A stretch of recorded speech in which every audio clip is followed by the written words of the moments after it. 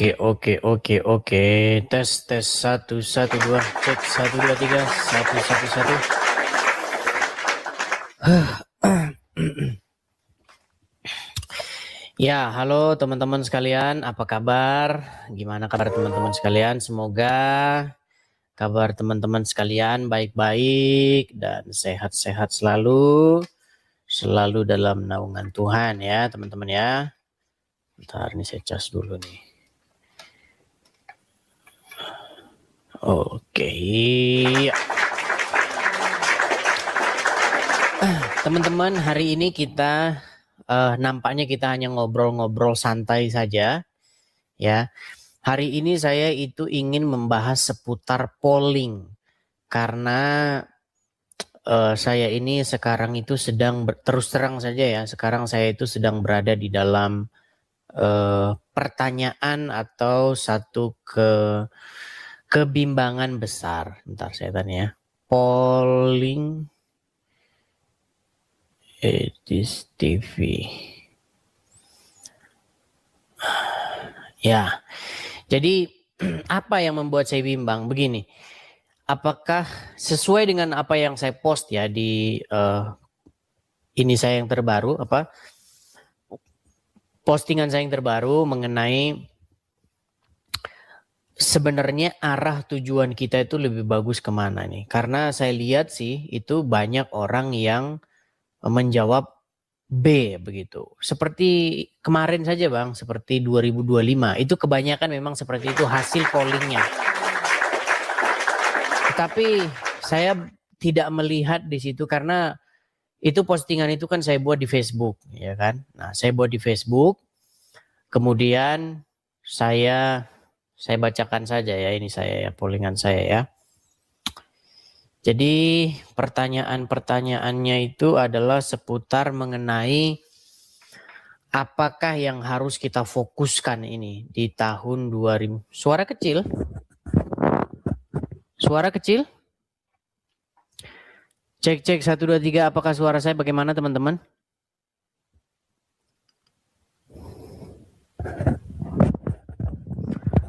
Satu dua tiga, cek 1 2 3. Bagaimana suara saya teman-teman? Suara saya sudah bagus, sudah mantap. Sudah jelas ya sekarang ya. Masih ada yang ngomong agak kecil katanya. Oke, baik, terima kasih ya. Iya, ini headset ini tidak pernah saya ganti, udah hampir mau 2 tahun nih headset ini.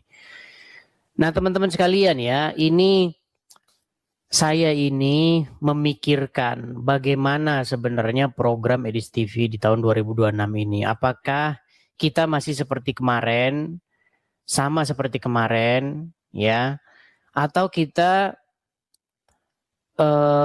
memikirkan juga nih tentang bagaimana sebenarnya di dalam internal kekristenan seperti itu.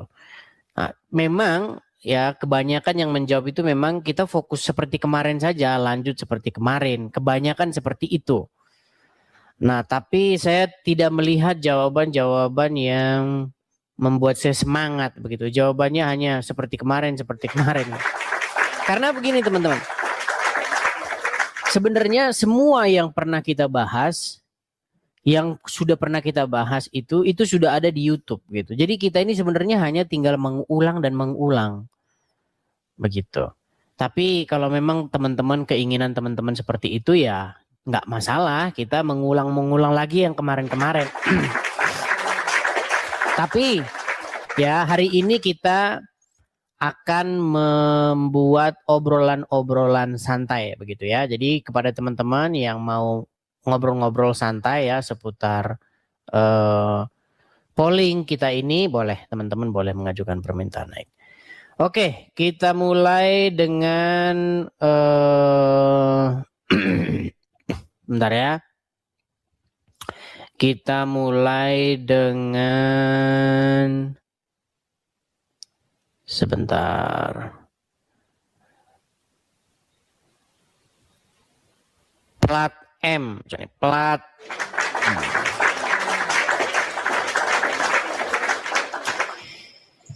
Ya, Selamat malam, plat M. Selamat malam, Bang.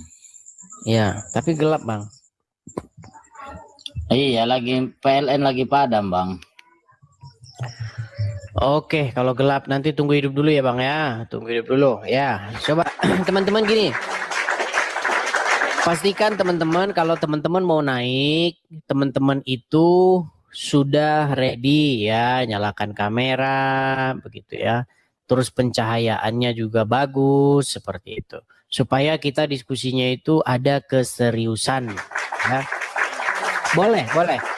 Yang Kristen boleh naik, boleh naik. Kita ngobrol-ngobrol seputar visi misi kita ke depan nih. Kita mau gimana nih arah dari channel Edis TV ini mau seperti apa menurut teman-teman. Memang hasil polling yang sudah saya lakukan itu kebanyakan memang memilih B.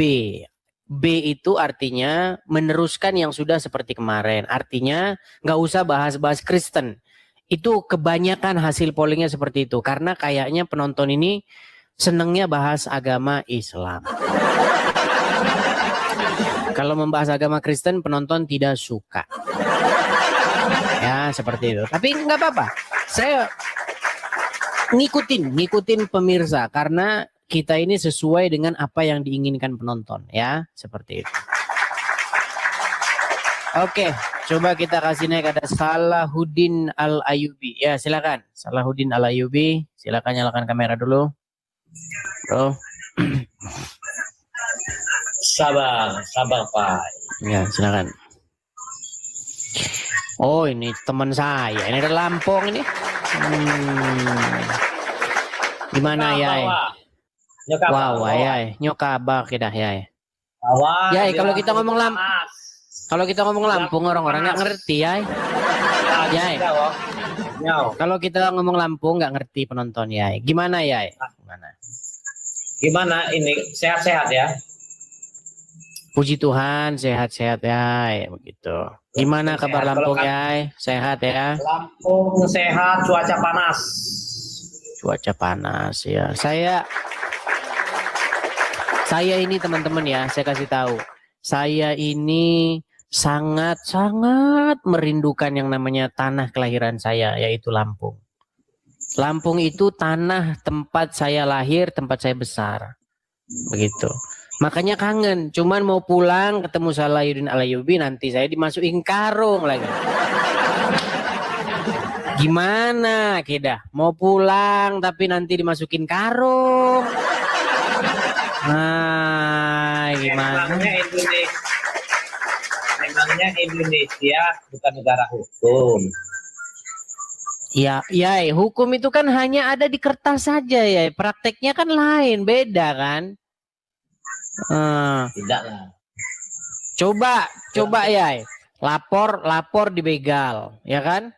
Pak, lapor Pak dibegal. Di mana? Di situ. Ya ngapain kamu lewat sana? Nah, Bapak ini saya lapor polisi di sini suruh ngapa lewat sana kamu. Terus ngapain kamu di sini juga? Gitu ya. Ya, gimana ya? Apa tanggapan? Tapi dia Muslim teman-teman. Gimana? Kita mau minta tanggapan dari Muslim nih ya. Yai, intinya begini Yai. Masih ada channel-channel Islam yang membahas agama Kristen tuh masih ada. Nah, selama itu masih ada, maka hak kami sebagai yang Kristen menjawab itu juga masih ada Yai. Cuman yang saya sangat sedihkan, kenapa ini ya? Kalau orang Kristen bahas agama Islam, itu kayaknya kalian ini mau ngarungin aja kerjanya. Gimana ya? Aku juga kadang-kadang buka live ya, buka live juga. Tapi sepanjang aku nerima tamu dari Katolik itu sopan-sopan loh. Yang dia berkeyakinan Katolik ya. Tapi kalau yang berkeyakinan Kristen, ngampun. Itu hanya perasaanmu saja, ya. Orang Katolik, aku rasain orang Katolik kalau naik ke Komalku itu rata-rata santun dan aku paling anti menghujat sebelum dihujat seperti itu. nggak mau lah. Kita diskusi itu kalau hujan-hujatan nggak ada manfaatnya. Nggak ada manfaatnya. Ujungnya apa coba? Orang itu tadinya suka sama saya, jadi dia menarik diri untuk tidak suka Ya, karena betul ya. Jadi memang begini, diskusi-diskusi yang saling hujat-hujat, maki-memaki, itu sebenarnya diskusi kekanak-kanakan gitu loh. Kita ini kan tujuan kita ini saudara loh, saudara sebangsa, kita bertetangga. Nah, cuman ya di dalam kita berbangsa dan bernegara ini kan terjadi ya seperti seorang keluarga lah. Di dalam keluarga itu kan pasti terjadi yang namanya crash, ya enggak? Terjadi yang namanya saling nggak setuju, silang pendapat dan lain sebagainya. Bahkan terjadi pertikaian dan perkelahian. Nah, makanya itu ya, kita ini kan membangun supaya kita ini bisa berbangsa dan bernegara ini dengan baik. Saya kasih contoh ya, masalah TOA. TOA itu sudah diumumkan oleh pemerintah. Untuk melakukan azan itu diatur sekian desibel. Itu azan ya, panggilan sholat yang 5 kali sehari itu. Nah, sebenarnya ini saya nggak mewakili lah. Saya dari pribadi saya. Oke lah kalian azan nggak apa-apa. Ya, namanya orang panggilan sholat gitu kan. Dan diatur oleh pemerintah. Tapi kenapa ya? Orang ngaji, mau nanti kita nanti ngaji ya. Coba dimasuk-masukin ke TOA. Orang ngobrol dimasuk-masukin ke TOA. Arisan dimasukin TOA. Coba ya, apa enggak? Jangankan yang Kristen ya, yang sesama iman saja terganggu. Nah, ini yang mengatasi ini siapa? Pemerintah juga di demo juga diem aja, nggak ada yang ngomong.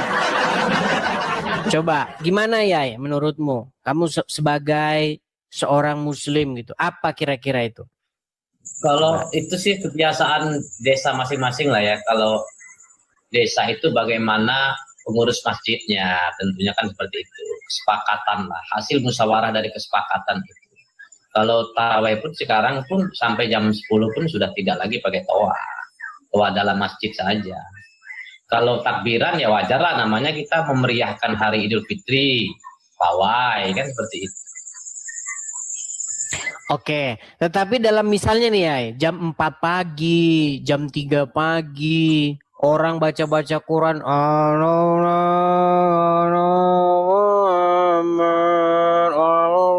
dimasukin toa ya, orang lagi tidur sakit jantung ya dibikin ya. Gimana?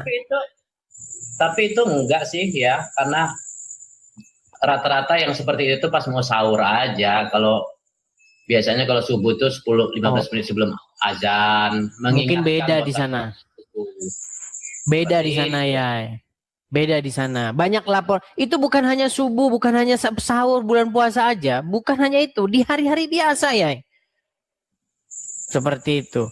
Nah, makanya saya bilang, padahal kan di dalam Quran itu ada ayat yang berkata, atiullah wa atiur rasul wa ulil amri minkum. Iya kan? Tetapi yang kehebat mau nih kau dapat baca Quran. Iya, namanya udah lapong ke dah. Udah lapong aja wae. Jadi makanya saya bilang ya, seandainya kita ini ya benar-benar ngerti, atau kalau bahasa Jawanya itu apa ya? Bahasa Jawanya itu tepos seliro. Nah, itu bahasa Jawa itu ya, tepos seliro. Kita ngerti dengan perasaan orang gitu, ngerti dengan perasaan tetangga, ngerti dengan perasaan teman begitu kan. Harusnya kan kita menjaga. Coba ada nggak sih umat muslim yang melakukan gebrakan seperti itu gitu loh. Bukankah beribadah itu kepada yang di atas dan juga kepada sesama manusia. Kalau misalnya orang Islam semua seperti itu, apa nggak enak kita? Yang muslim-muslim bahasin agama Kristen dibiarin aja, malah didukung-dukung. Ya kan? Giliran dijawab ngamuk, penjarakan. Ini gimana dunia ini ya? Gitu loh. Coba. Tapi sebenarnya begini, makanya peringatan untuk teman-teman yang buka komal, kalau dia belum menguasai keilmuan tidak usah buka komal. Kenapa? Karena pertama, dia akan menyampaikan dengan ngawur, baik teman Islam maupun teman Kristen. Yang kedua, ciri-ciri orang yang menghujat itu orang yang tidak memiliki ilmu. Kenapa? Karena dia tidak bisa jawab, sehingga emosi yang dikedepankan. Begitu ya. Coba kalau orang yang paham dengan ilmunya, dia pasti akan menyampaikan, bernarasi dengan ilmu. Ya kalau masalah diskusi lintas agama ini tidak bisa kita halang-halangi, karena memang komalnya ribuan dan ratusan orang yang berapologet, entah itu apologet beneran, entah itu apologet abal-abal. Iya, kalau selama diskusi nggak masalah, namanya kan diskusi. Masa orang mau cuma diskusi politik aja, masa orang mau berdebat soal politik saja, kita nggak bisa-bisa lah, ya kan? Debat, cuman kenapa sih ketika terjadi diskusi itu selalu yang dipersekusi itu adalah kaum minoritas? Satu-satunya, lu betul ya, satu-satunya. Dan itu saya baru tahu itu ya, dalam sebuah debat, bayangkan, di dalam sebuah debat antara Islam dan Kristen terjadi penangkapan terhadap pendebat Kristen itu. Ini kan miris sekali. Padahal itu debat. Begitu loh. Mungkin debatnya itu dia debat terus menghujat, dibuat video, tidak ada datanya. Sama itu ya, kalau masalah itu lawan debatnya juga lawan malah ketawa-tawa ya. Intinya yang saya bilang memang seperti itu. Contoh-contohnya jelas nyata itu ya. Ya, di mana Abdul Somad dia pernah mengutip sebuah kalimat, gimana dia mengatakan begini, haleluya, dengan mengejek begitu. Ya kan? Nah, itu seperti itu. Yang menentukan itu mengejek, yang menentukan itu mengeluarkan perasaan kebencian, itu siapa? Masa kalian sendiri? Harusnya kan hakim. Maksudnya begini. Iya, harusnya yang memutus itu hakim, nggak boleh. Kasus belum diproses. Itu kan laporan kemarin itu masuk kepada dia itu, tapi tidak diproses. Dua alat bukti yang sudah mencukupi, maka dia punya hak untuk diproses sesuai dengan laporan. Seharusnya seperti itu, tetapi kan tidak terjadi gitu loh. Coba bayangin ya, bayangin ada orang non-muslim. Orang non-muslim melakukan seperti itu. Cepat ya. Itulah makanya saya bilang.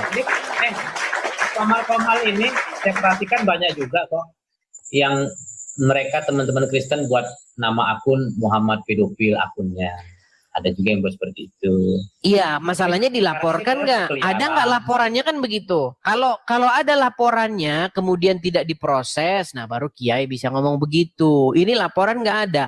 Dulu Abdul Somad itu yang masuk laporan polisinya itu banyak. Tetapi kenapa? Polisi tidak berani mengambil tindakan. Kenapa? Ya nanti umat marah. Tapi itu memang terjadi ya. Kita itu harus jujur saja mengakui. Tapi lupakanlah semua itu. Lupakan semua itu. Gimana kalau kita ini sebenarnya itu membudayakan hidup tenggang rasa itu loh. Tenggang rasa. Dulu zaman kita sekolah ya di SD kan, ingat kan? Oh ini caro keda. Tenggang rasa, pelajaran PMP, pendidikan moral Pancasila. Ya sebenarnya gini ya. Kita ini kisruh hanya di dunia online saja.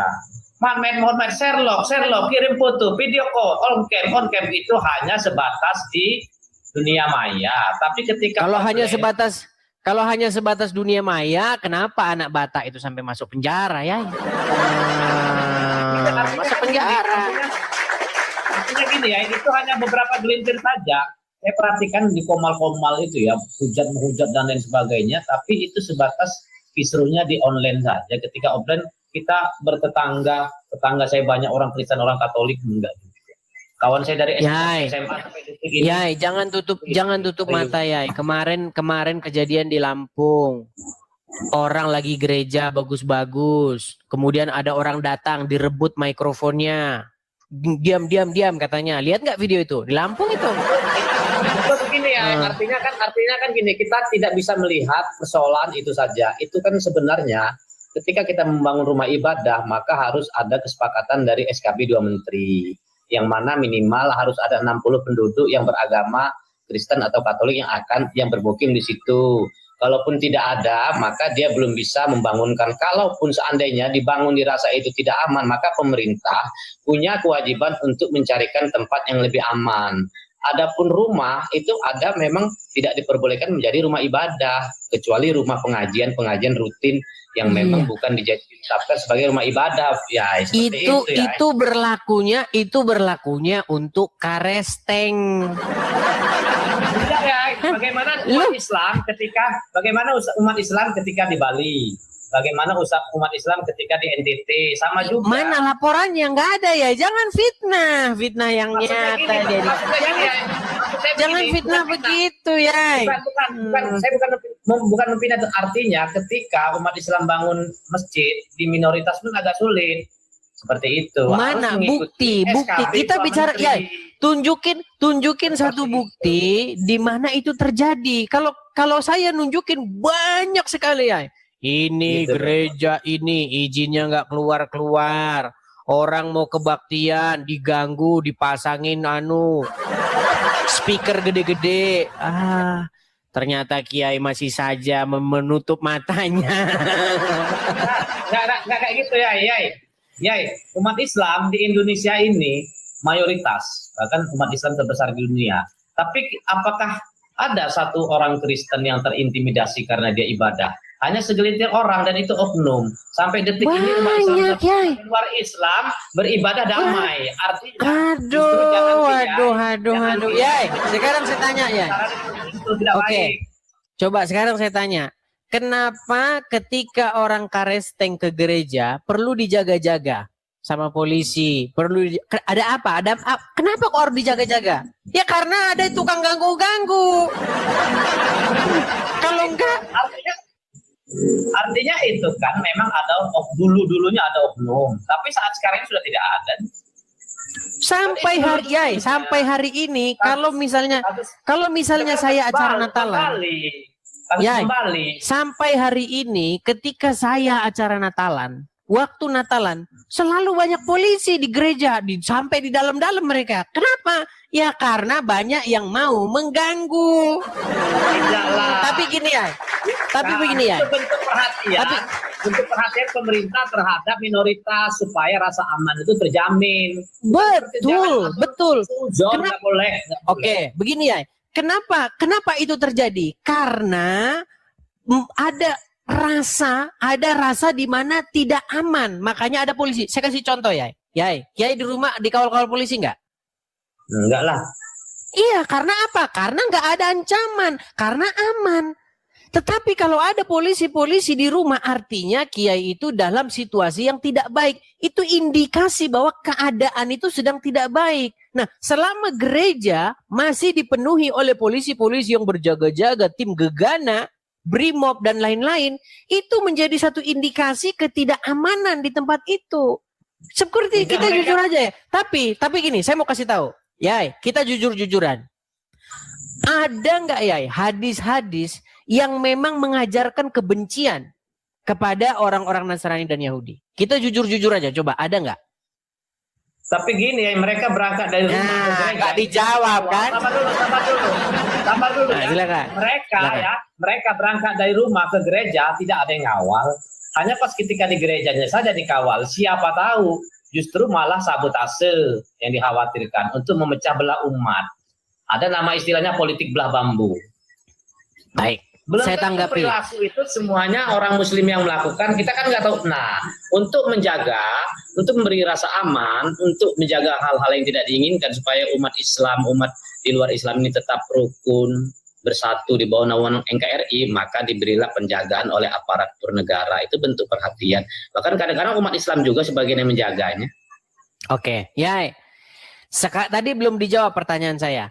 Ada nggak hadis-hadis yang isinya kontennya itu memang memicu kalian untuk membunuh orang-orang non-muslim? Itu gini ya, dalam Islam itu ada dua, satu kafir harbi, kedua kafir jimi. Nah, kalau kafir harbi itu kafir yang memerangi umat Islam, maka umat Islam punya hak untuk membalas. Tapi kalau kafir Jimmy yang tidak memerangi umat Islam secara lisan maupun fisik, maka umat Islam haram hukumnya menyerang mereka. Fakta yang terjadi di Indonesia tidak ada. Umat Islam menyerang umat Kristen. Baik, saya akan tunjukkan ya. Serang duluan. Kasus Poso, kasus Ambon, ini Kiai paham apa yang terjadi asal muasalnya. Tidak perlu dipahami seperti itu, Kiai. Baik, ya. Saya akan tunjukkan ya. Saya akan tunjukkan kasus ya. Nih. Bentar. Saya akan tunjukkan kepada Kiai ini apa yang terjadi. Masalahnya ya, itu kan hanya omongan Kiai saja. Ini loh. Kenapa ini terjadi ya? Ini kan udah ada korbannya nih ya. Nih, saya kasih contoh nih. Contoh yang benar-benar kejadian nih. Lihat. Masih ingat nggak dengan peristiwa ini? Abang ingat nggak dengan peristiwa Ambon sama Poso? Iya, dasarnya ya. Kita ini ngomongin dasar. Ambon sama Poso. Ya, peristiwa Ambon sama Poso bagaimana? Nggak nyambung, Kiai. Gini ya. Kalau kita itu berbicara tentang sesuatu, kita harus kasih tahu dulu dasarnya di dalam ajaran agama tersebut. Di dalam ajaran agama Kristen ya, tidak pernah Tuhan Yesus mengatakan kepada Petrus ketika Petrus mencabut pedangnya, apa kata Tuhan Yesus? Sarungkan pedangmu. Ya kan? Itu ajaran Tuhan Yesus, ajaran Kristen nggak ada seperti itu ya. Nah, tapi TKP di lapangan sebentar dulu. Yesus dibunuh. Ya, ini jelas loh ya. QS 9 ayat 29. Apa bunyinya? Perangilah orang-orang yang tidak beriman kepada Allah dan Rasul-Nya. Yang tidak memiliki agama seperti agama yang ditetapkan oleh Allah dan Rasul-Nya. Jadi ini kan sudah memakan yang namanya, aduh gimana ya. Ada dasarnya gitu loh. Nah sekarang kita jujur-jujuran ya. Benarkah sebenarnya ada ayat-ayat yang membuat orang seperti itu? Apakah itu terinspirasi? Betul. Kalau coba salah memahami dari ayat itu, maka orang tersebut akan melakukan sebuah kesalahan. Akan tetapi kalau dia memahami ayat tersebut dan didampingi dengan ayat-ayat yang lain, bagaimana ayat itu berlaku pada masa apa, maka orang tersebut tidak akan salah memahami ayat itu seperti itu. Iya, tapi bunyi ayatnya kan mentah-mentah seperti itu nih. Pelaku bom bunuh di Roy di Polsek Astana Anyar nih. Dia bawa tulisan seperti ini. Perangi para penegak hukum setan. Nah, ya, ini kan jelas ya. Dia ini tidak memahami Islam secara kafah, hanya memahami Islam separuh-separuh sehingga dia melakukan sebuah kekeliruan dan itu oknum. Oke, apakah ayat tersebut berbunyi perangilah orang-orang yang tidak beriman kepada Allah? Betul. Oke, siapa yang tidak beriman? Sebentar ya, siapa yang tidak beriman kepada Allah? Betul tidak orang-orang non-muslim? Orang yang tidak menjadikan Allah Subhanahu wa taala sebagai sesembahan. Oke, siapa mereka? Ya termasuk Anda. Nah, itu ya. Makanya tidak heran kalau ada orang-orang seperti itu ada lagi. Akan tetapi dia harus bisa memahami Islam, agama Islam, hadis hukum yang sempurna. Jangan sepotong-sepotong. Kalau sepotong-sepotong sehingga dia melakukan sebuah kekeliruan, kesalahan seperti itu. Oke, di mana ayat itu sepotong-sepotongnya? Coba. Karena ayat itu, hukum fikih itu dia umpamanya fikih jihad, fikih zakat, fikih muamalah, fikih sholat, itu harus dipahami benar-benar. Seperti itu, jangan baca satu jawabannya nggak nyambung. Kalau istilah orang Kristen, dia harus memahami satu perikop. Jangan sepotong-sepotong. Iya, itu sudah kita baca ya. Perangilah orang-orang yang tidak beriman kepada Allah dan hari kemudian.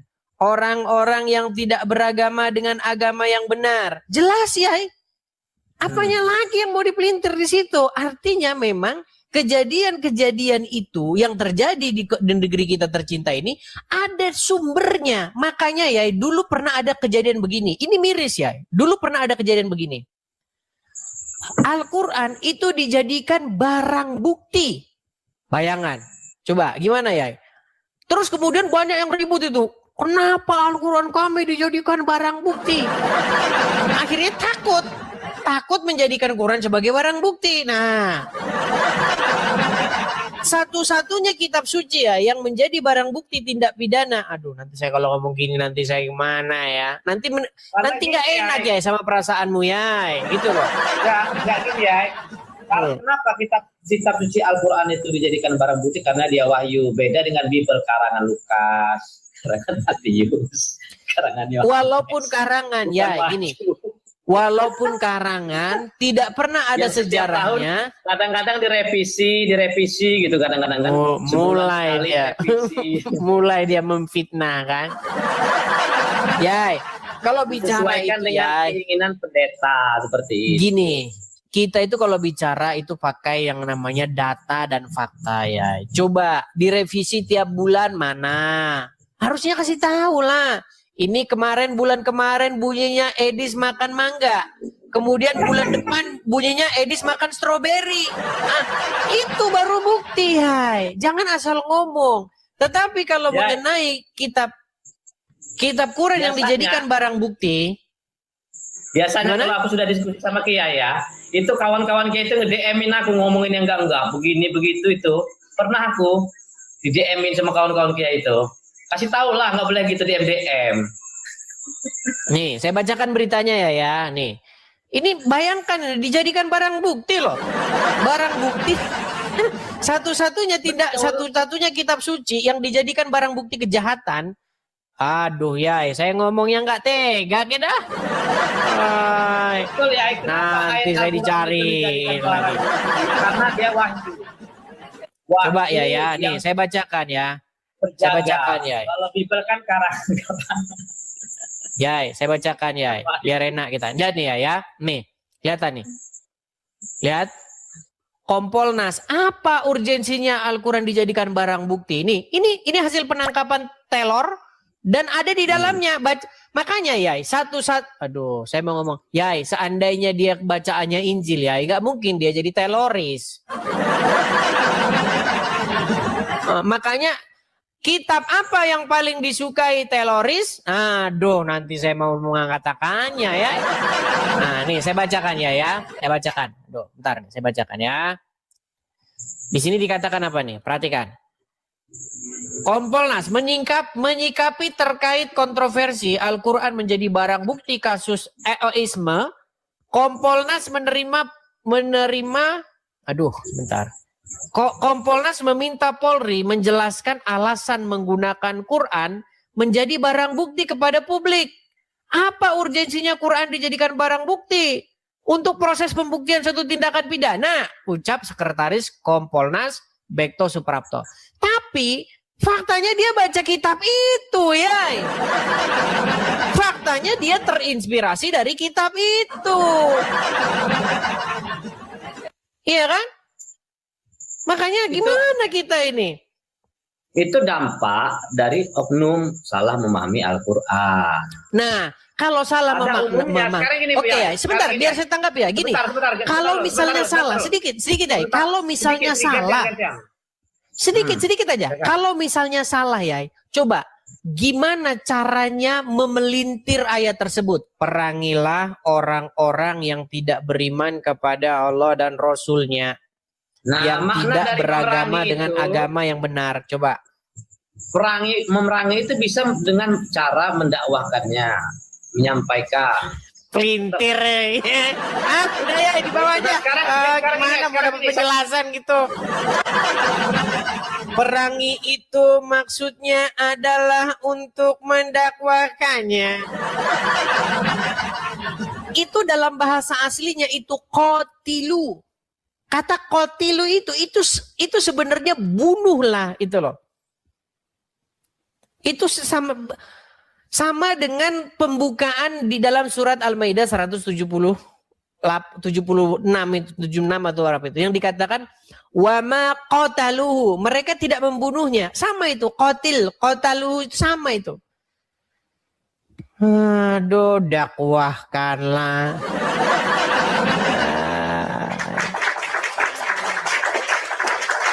Tapi itulah teman-teman. Tapi kita sebenarnya tidak pernah urusan dengan itu semua gitu loh. Nggak pernah urusan. Nah, ini adalah tugas kalian, wahai teman-teman muslim. Gimana caranya biar hal yang begini tuh nggak terjadi dan terjadi dan terjadi dan terjadi. Gimana caranya biar ini di stop? Makanya ada program dari pemerintah namanya program deradikalisasi. Seperti itu supaya tidak ada orang-orang yang seperti itu. Nah, inilah tugas pemerintah. Ya, puji Tuhan lah ya, kalau kita lihat tuh angkanya memang ya menurun kalau dibandingkan dengan yang lalu-lalu, ya kan? Tapi tetap saja sebenarnya masih ada itu di bawah rumput, ya, masih ada. Seperti itu. Jadi teman-teman sekalian, sebenarnya ya intinya itu adalah urus agama kalian, kami urus agama kami. Selama kalian masih urus agama kami, selama itu saya jawab-jawabin. Tapi kalau saya jawab-jawabin ya jangan marah. Dijawab marah. Ya. Oke, kita kasih naik ada Samsudin. Kita mau bahas polling Edis TV malah lari ke sini. Ya, Samsudin. Selamat malam. Selamat malam, Bang. Silakan, Bang. Nyalakan kamera dulu. Yes. Nyalakan kamera dulu, Bang. Samsudin. Sudah. Belum. Saya sudah kirimkan undangan untuk menyalakan kamera. Coba diterima di situ. Simpan. Ya. Jadi, Bang Edis, saya ini cuma tidak mau diskusi masalah agama. Saya menyambung tadi masalah Poso. Saya menyambung masalah Poso karena saya ini nggak ada kami ngomongin Poso tadi. Kami tidak ngomongin Poso. Ada tadi yang Ustaz. Tidak, kami itu berbicara begini, Samsudin, dengarkan gini.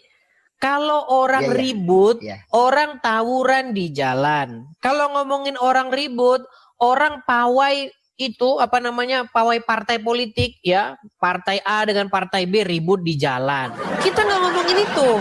Itu adalah hal-hal random yang bisa terjadi. Tapi kita bicara mengenai pemantiknya. Apakah memang ada di dalam ajaran Anda, di dalam kitab suci Anda maupun dalam hadis, hal-hal yang membuat orang-orang agama Anda itu melakukan hal yang demikian? Coba, kita jujur-jujuran. Ada nggak ayat-ayat seperti itu? Yang bikin orang kalau baca, langsung mereka mau perangilah. Coba, ada nggak? Silakan. Begini Bang Edis, kalau saya ini terlepas dia agama apa saja, jadi intinya cuma dua saja, kerjakan perintah jauhi larangan. Cuma itu saya tidak mau campur dengan masalah apakah dia agama apa. Cuma masalah Poso ini tadi saya mau kasih tahu Mas Edis yang sebenarnya ini orang Poso dulu ini mayoritas Muslim, mayoritas. Jadi kita tidak ada punya rencana apa-apa mau menyerang. Kan saya ini keluarganya mama orang Kristen, papa Gorontalo saya, mama orang Poso asli, orang Kristen. Jadi karena kita tidak punya arah rencana mau apa-apa, kita yang digosok duluan, yang dibantai duluan. Nah, makanya kalau kita tidak dibantu dari saudara-saudara yang dari Jawa dulu, bukan itu yang kita bahas. Aduh, ini loh, saya kasih Anda ini bukan itu. Itu kalau masalah seperti itu nggak jelas itu nanti. Maksudnya yang kita bahas itu pemicunya. Apakah pemicunya itu terinspirasi oleh kitab suci gitu loh. Saya kasih contoh ini. Anda tahu nggak ini siapa? Tahu ini siapa? Seorang perempuan yang bercadar ini tahu? Tahu. Nah, makanya Anda nggak taunya. Nih, ini adalah seorang tidak kucampur dengan. Bukan, maksud saya begini loh. Ada orang-orang seperti Zakiyah ini dan itu jumlahnya terjadi terus-menerus, terjadi lagi dan lagi. Bukankah Anda sebagai seorang muslim merasa prihatin dengan yang seperti ini? Kenapa sih kok ada umat kita yang kerjanya gini terus? Datang bawa pistol ke Mabes Polri, datang bawa motor, bawa BOM ke Polsek begini. Kan yang terjadi seperti ini. Kenapa tidak ada satu gebrakan di antara kalian ini untuk biar nggak ada lagi orang-orang yang kayak begini? Dia ini, coba sekarang saya tanya sama Anda. Sebentar, gini pertanyaan saya begini. Ya. Apa buku yang dibaca oleh Zakiyah? A. Quran, B. Injil. Artinya saya tidak ikut campur masalah itu. Saya bilang saya simpel nggak saja. Jujur. Saya cuma. Anda tidak jujur, Pak Samsudin. Anda harusnya jujur loh. Yang dibaca adalah kitab. Kitab apa yang dibaca? Saya tidak pernah ikut ini berita ini. Jadi saya tidak. Makanya saya bilang saya cuma kerjakan perintah jauh larangan itu saja. Tidak terlepas dia mau agama apa. Oke, apakah dia sedang mengerjakan perintah? Oke, apakah dia ini sedang mengerjakan perintah? Sebentar, saya balik dulu kamera saya. Nih, menurut Anda, apakah dia sedang menjalankan perintah?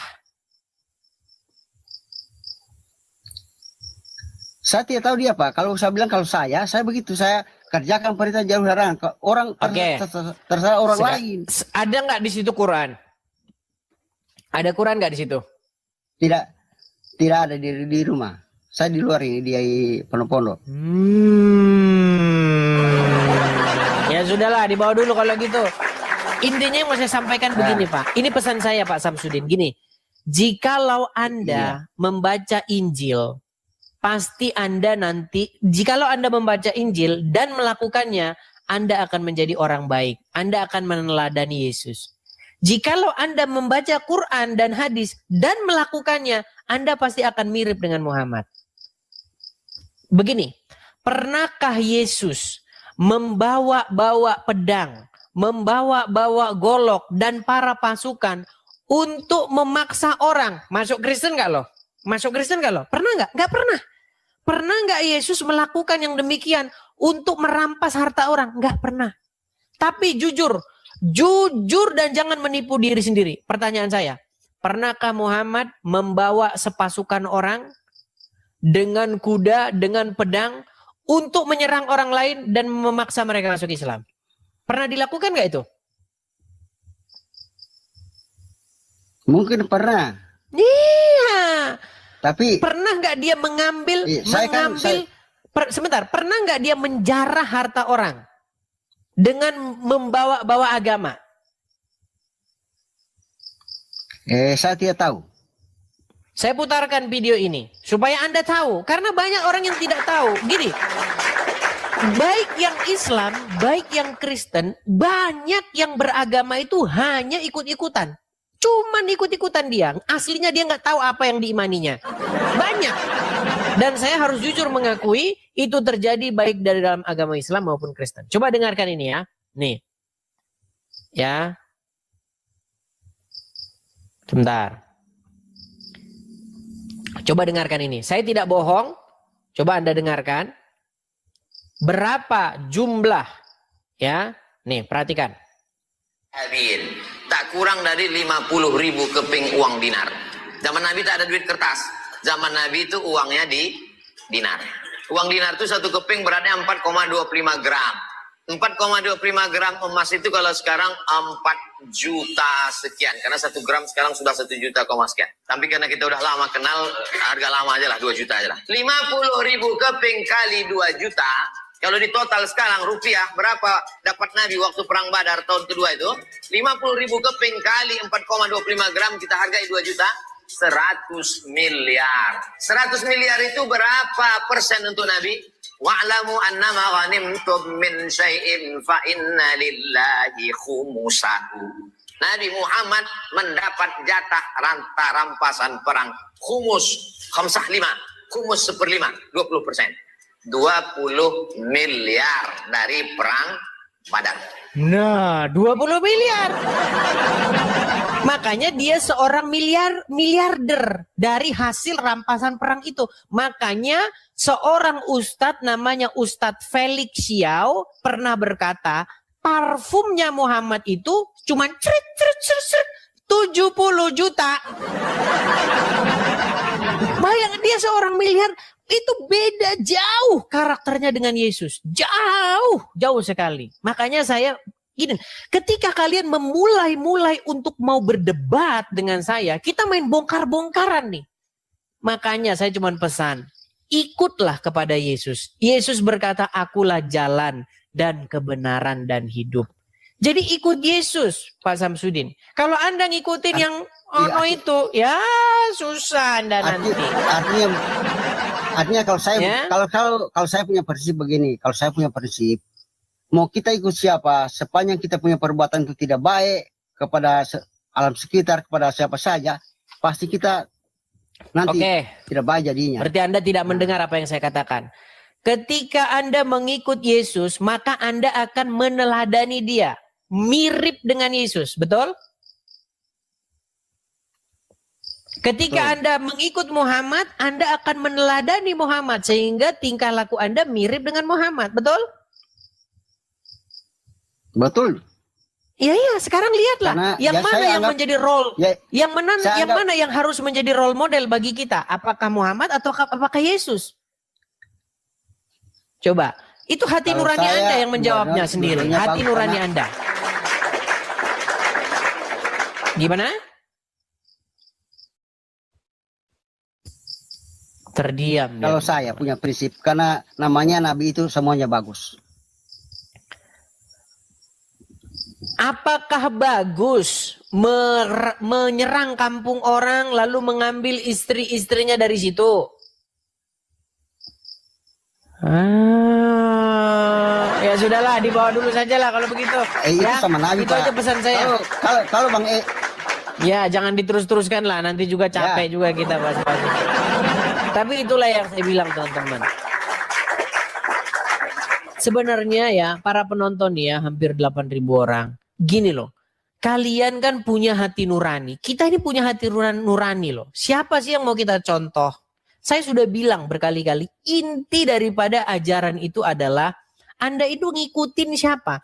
Kalau Anda mengikuti Muhammad, Anda itu akan mirip seperti dia. Anda akan menjadi serupa dan segambar dengan Muhammad. Karena Anda mencontoh dia, menjadikan dia sebagai panutan Anda. Itulah inti daripada ajaran agama Islam. Nah kalau Anda menjadi Kristen, inti daripada ajaran Kristen itu apa? Menjadi serupa dan segambar dengan Yesus. Anda menjadi tiap hari itu makin mirip Yesus. Itu Kristen. Nah, tinggal Anda sekarang di hati nurani Anda. Kita sama-sama punya majikan nih. Majikan kami itu Yesus. Yang kami ikutin tuh Yesus. Majikan Anda tuh Muhammad. Yang Anda turutin tuh Muhammad. Makanya Anda akan mirip seperti Muhammad. Mulai dari celana Anda cingkrang. Mulai dari Anda bercalak-calak. Itu kan mencontoh Muhammad tuh. Muhammad katanya kalau pakai celana, celananya itu tidak pernah sampai di bawah mata kaki. Kalau orang Islam ngomongnya isbal itu. Terus matanya dicalak-calak. Tahu kan dicalak itu di pensil-pensilin itu. Terus janggutnya. Nah, berbicara tentang mengikut Yesus itu tentu bukan hal-hal kayak begitu. Yesus pakai begini, sendal begini, harus begini. Bukan begitu. Anda mau celananya pendek, mau celananya panjang, mau di bawah mata kaki, mau di atas mata kaki. No problemo. Gak masalah itu. Karena bukan itu esensi mengikut Yesus, bukan begitu. Esensi mengikut Yesus itu adalah melakukan apa yang dia lakukan. Seperti itu. Jadi itu bedanya kita teman-teman. Kalau kita mau betul-betul mendalami isi daripada agama itu ya di situ. Ya. Jadi hati nurani kalian sendirilah yang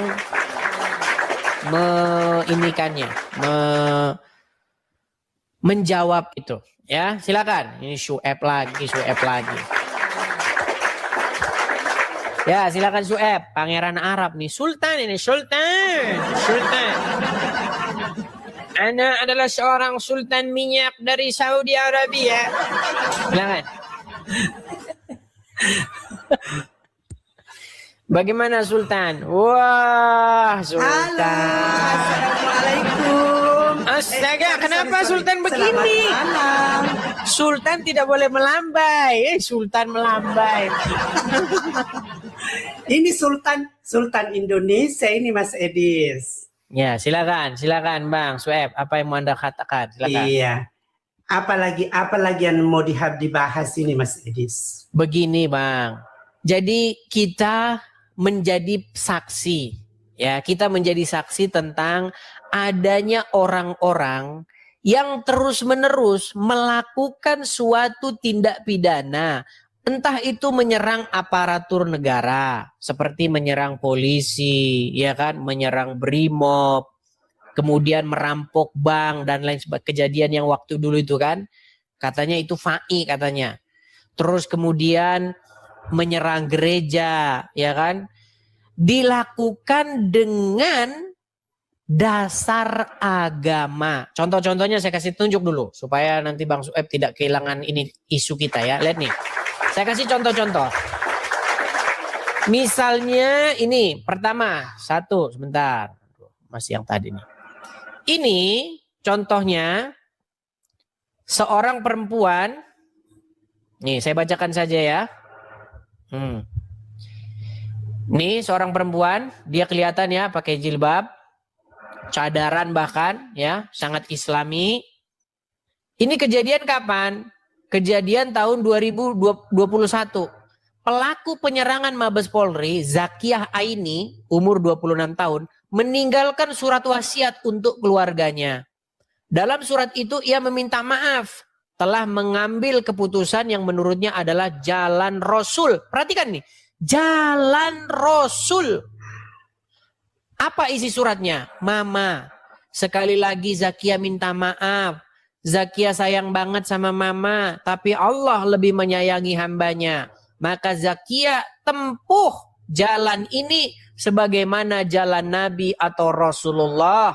Untuk selamatkan Zakiyah dengan izin Allah bisa memberi syafaat untuk mama dan keluarga di akhirat.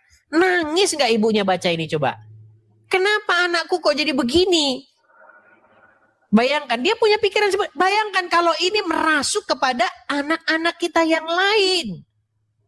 Apa nggak miris kita ini? Nih suratnya, ini isi suratnya ini.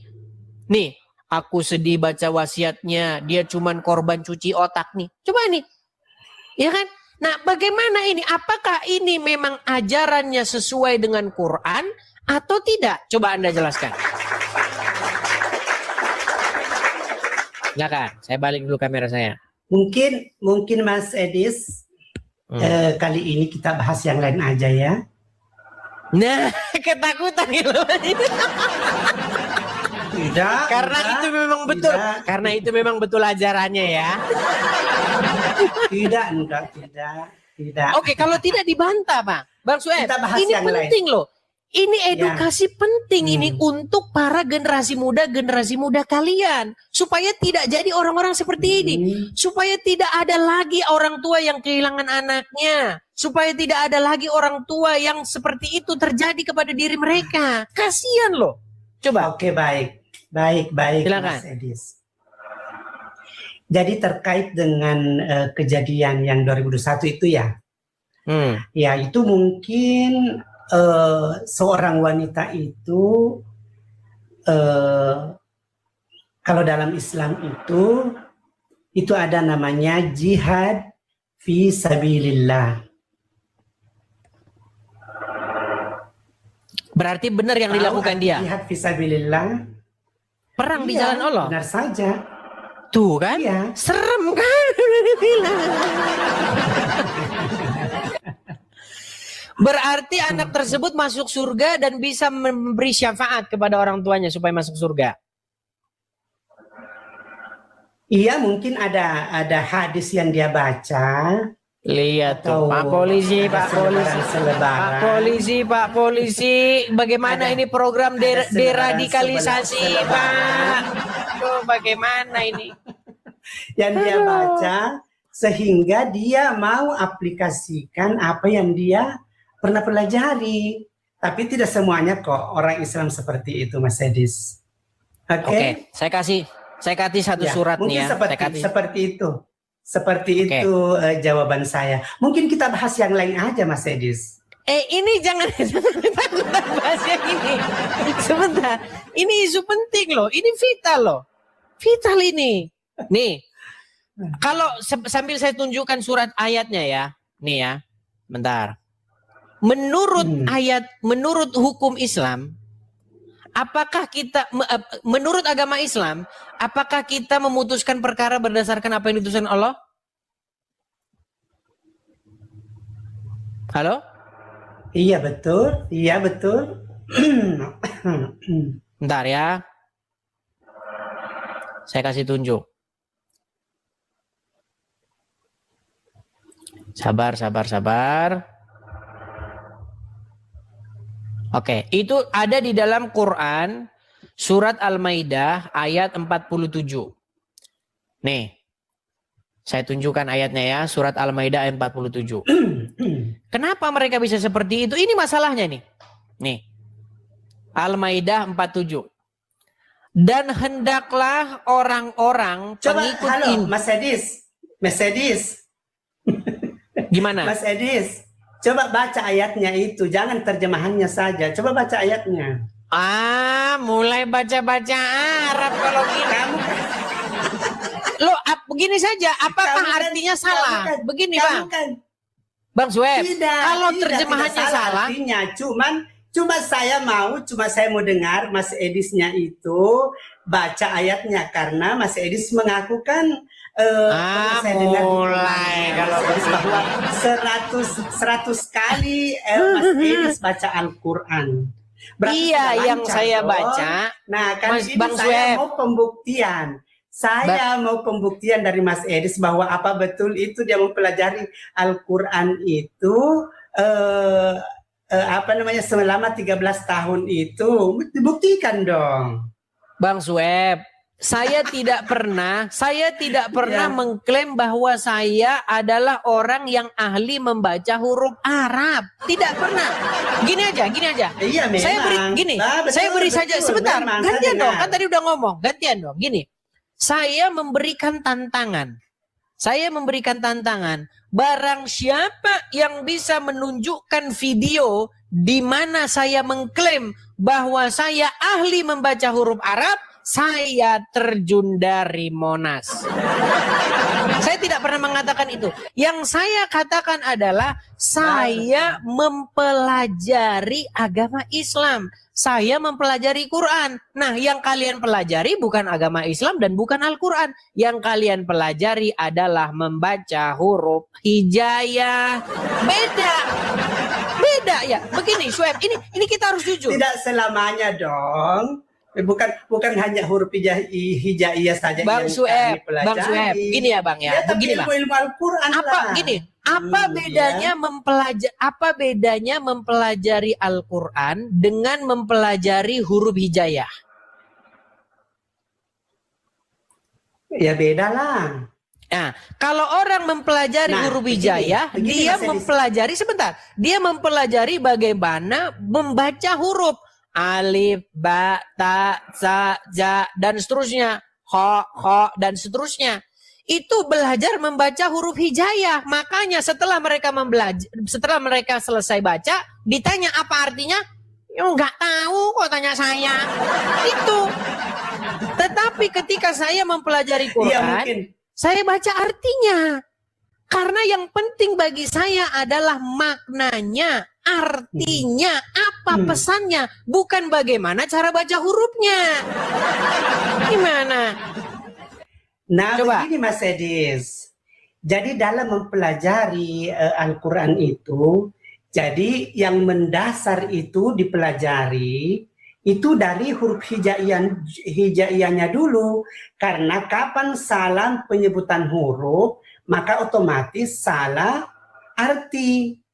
Begitu. Jadi Baik. makanya Mas Edis tidak boleh menyepelekan mempelajari huruf hijaiyah itu. Baik. Itu apa ya, seolah tidak Baik. penting. Oh, tidak begitu. Oke, Mas baik. Edis.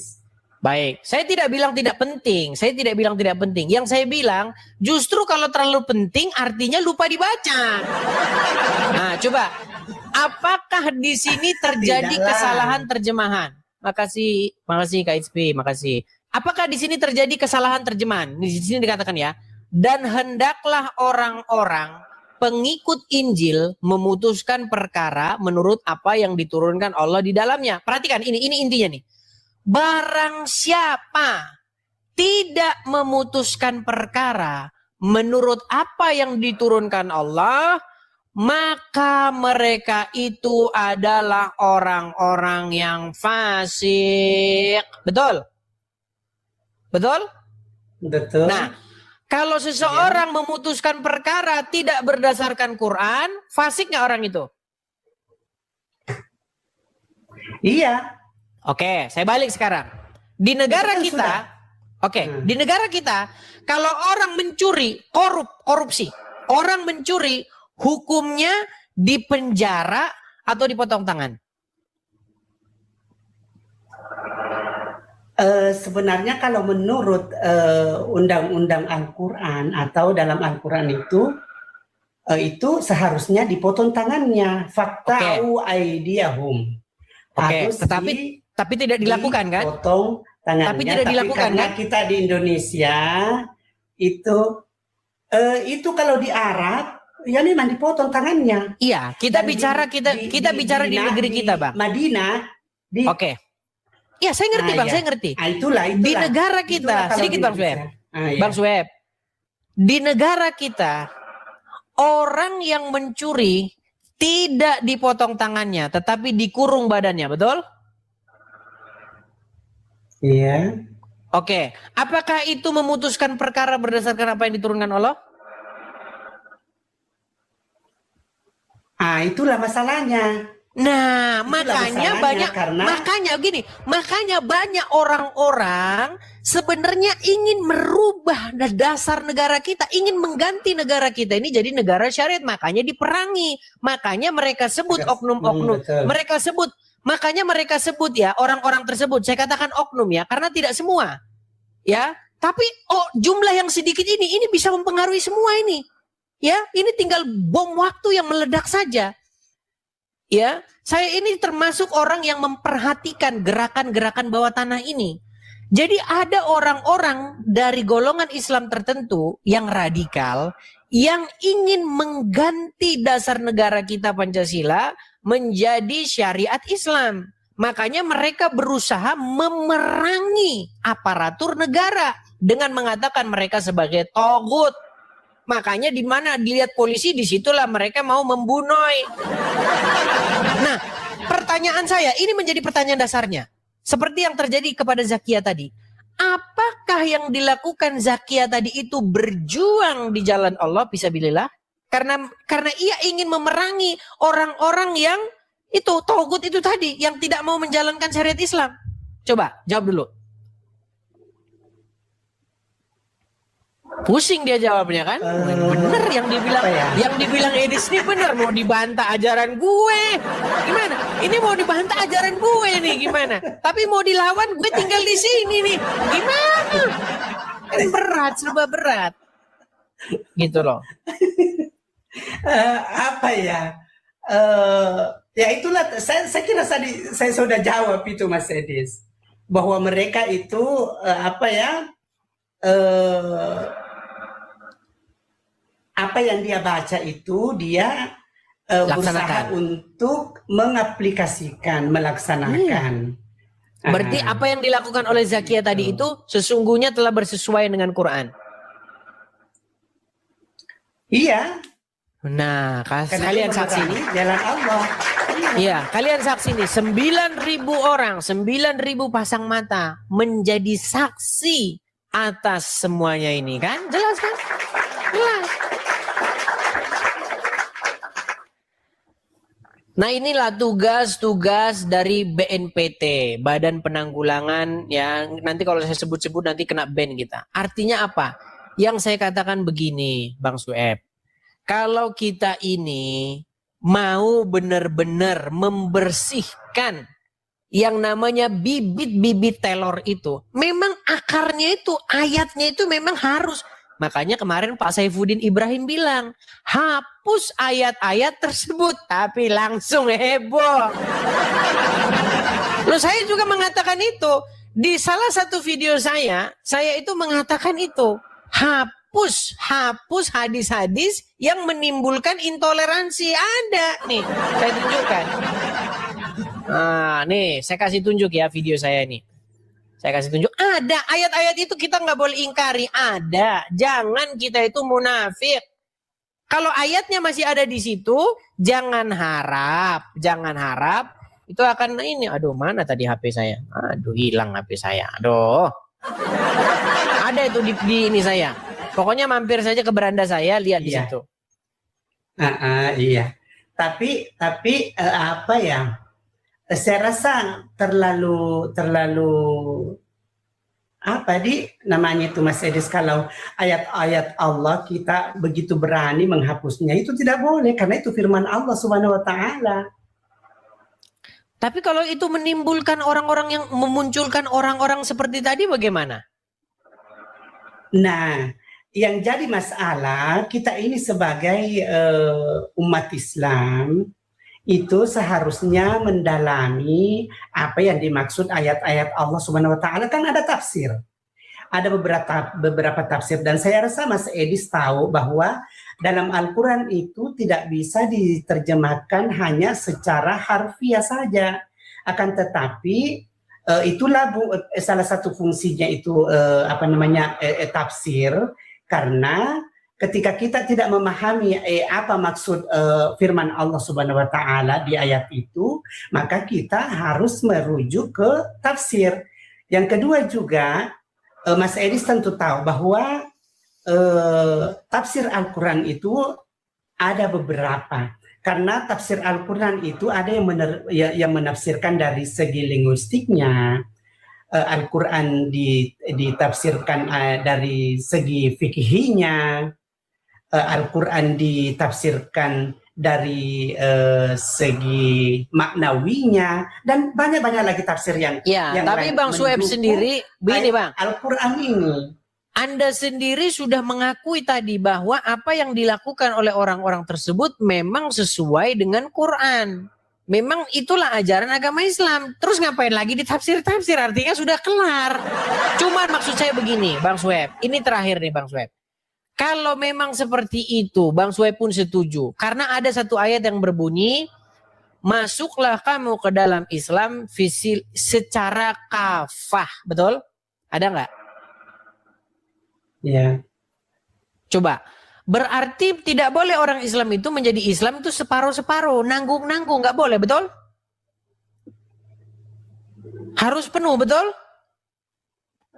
Iya. Ya, makanya pentingnya. Makanya Aceh mereka berjuang untuk mendirikan hukum syariat Islam. Karena apa? Karena mereka ingin melaksanakan syariat Islam. Makanya dibuatlah hukum syariat Islam di sana. Nah, makanya sebenarnya kalau memang seperti itu, ya kalian saja yang melaksanakan syariat itu. Kami jangan, kami kan bukan muslim. Contoh. Kalau ada seorang namanya Muhammad, siapa begitu muslim, korupsi, potong tangannya itu. Biar berhenti dia. Kalau itu saya setuju. Kalian laksanakan bagi kalian. Begitu. Itu saja solusinya. Cocok itu. Bagi kalian. Supaya apa? Berkurang itu koruptor-koruptor itu. Seperti itu. Amin. Karena kalau di penjara, ngabis-ngabisin duit, anggaran. Habis, anggaran bikin. Iya. Udah dia korupsi, kita lagi yang majakin ngasih makan dia. Itu. Makanya menurut hukum kalian, itu kalian lakukan. terhadap kalian sendiri. Kami yang Kristen, yang ini enggak. Kami kan bukan Muslim. Gitu. Cuman takutnya nanti kalau dibikin hukum gitu, yang dari Muslim jadi Kristen semua nanti. Repot itu. Semoga saja tidak, Mas Edis. Selama umat Islam itu memahami Al-Quran dan hadis, insya Allah, saya rasa tidak itulah yang saya coba. Baik. Masuk Kristen, walaupun Mas Edis selalu menggiring orang-orang Islam yang masuk di komalnya Mas Edis bahwa umat Islam itu dua robnya, tidak akan mungkin. Lah, kemarin kan sudah itu diulang lagi. Iya. Udah gini, Bang Syueb, ini poin penting juga yang Anda sampaikan ini. Menarik tadi statement Anda mengatakan supaya umat-umat Islam itu melek akan isi Qur'annya. Karena terus terang saja, saya sebagai seorang pengkaji Al-Quran, saya sebagai orang yang sangat-sangat mendalami isi Qur'an, saya melihat memang orang Islam tidak menjalankan isi Al-Quran. Yang dijalankan oleh orang Islam menurut saya bukan Al-Quran, tetapi kitab karangan para ulama. Loh, coba.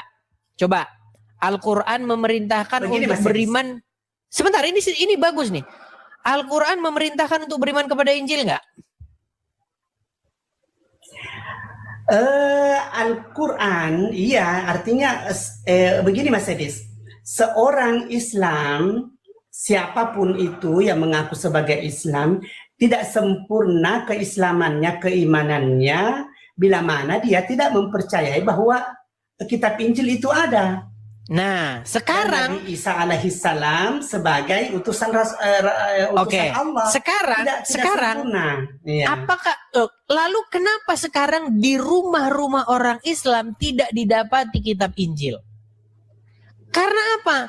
Karena yang dibaca umat Islam justru kitab-kitab yang datang sesudah Quran. Seperti contoh tadi itu, ya kan? Jikalau kamu bertemu Wahyudi dan Nasrani di jalan, desaklah mereka ke jalan yang sempit. Persempitlah jalan mereka, ya, dimanapun kamu jumpai mereka. Coba tuh, itu kan isi daripada hadis kan? Sehingga apa? Sehingga padahal apa dulu Mas Hadis apa dulu, karena di dalam Sahih Muslim kan banyak. Iya, di dalam Sahih Muslim, Sahih Bukhari. Bang Syueb, di dalam Sahih Muslim, Sahih Bukhari itu jelas sekali loh. Di situ jelas tertulis bahwasanya kalau Anda bertemu dengan orang Wahyudi dan Nasrani di jalan, pepet mereka, desak mereka ke jalan yang sempit. Padahal. Nah, begini Mas Edis, itu benar Mas Edis. Itu barangkali penafsiran menurut Mas Edis, tapi perlu kita kaji itu hadis. Begini Mas Edis, karena hadis juga itu pasti ada asbabul wurudnya. Dalam keadaan apa sehingga hadis Nabi itu keluar seperti itu? Apa kejadiannya waktu itu? Itu kan ada namanya asbabul wurud. Jadi kita ini juga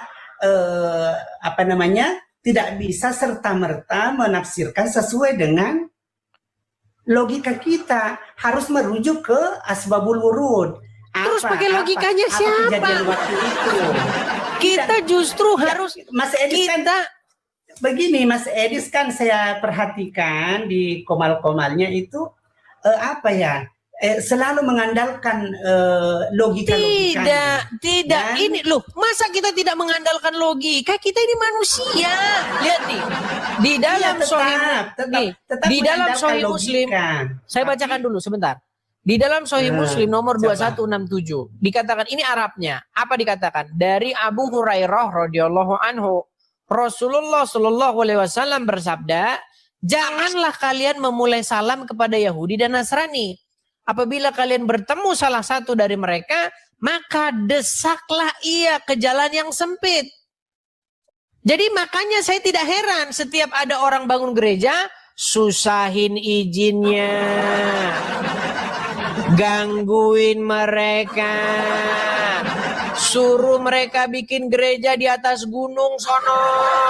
Ini karena apa? Karena disuruh kalau kalian ketemu dengan salah satu dari mereka Yahudi dan Nasrani, desak mereka ke jalan yang sempit.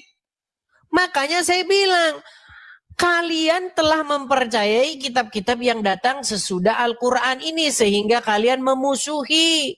Padahal di dalam Al-Quran dikatakan apa? Apa dikatakan dalam Al-Quran? Sesungguhnya Quran itu datang untuk membenarkan apa yang datang sebelum Al-Quran. Yaitu apa? Yaitu Injil.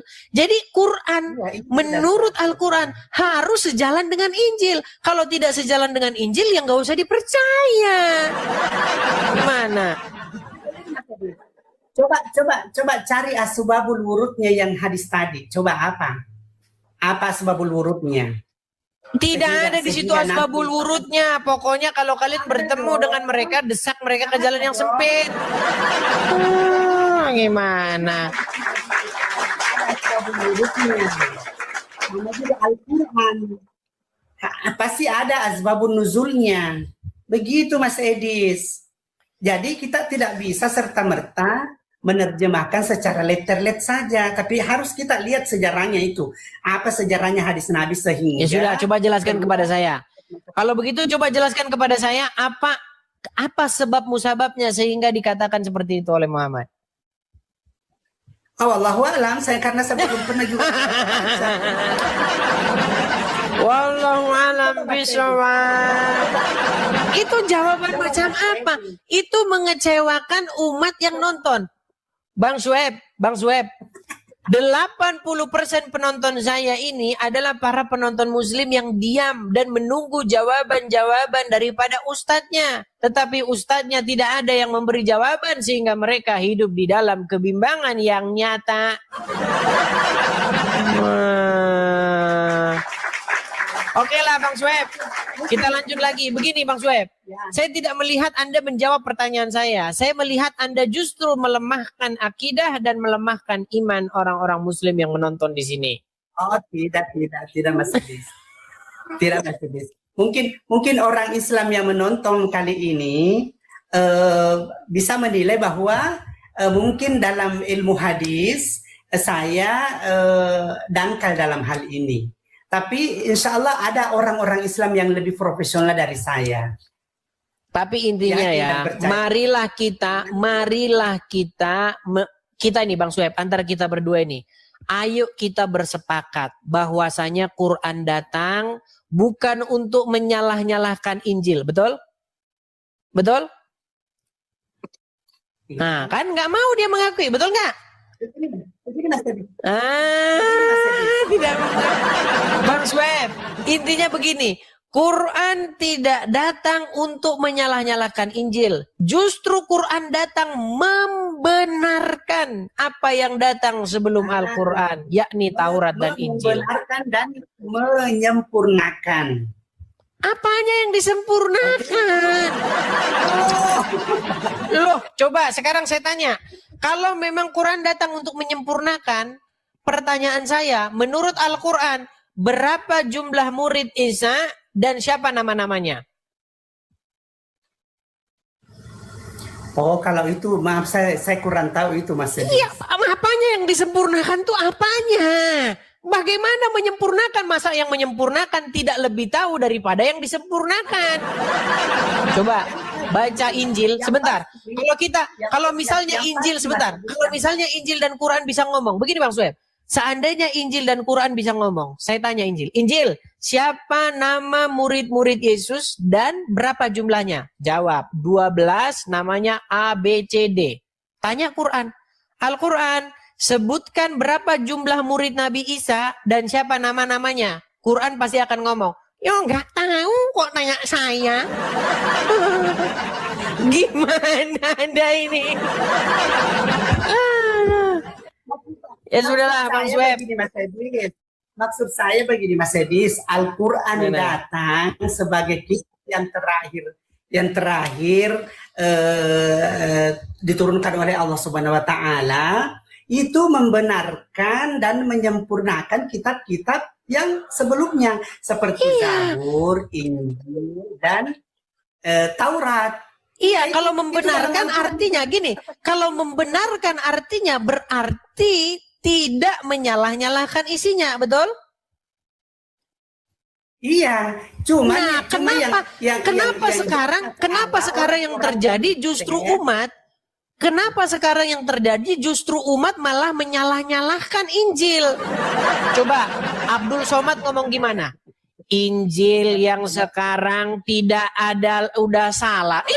Quran datang membenarkan Injil, Abdul Somad.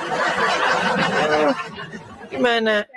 statementnya Ustaz Abdul Samad, karena sekarang Injil itu kan sudah mengalami perubahan.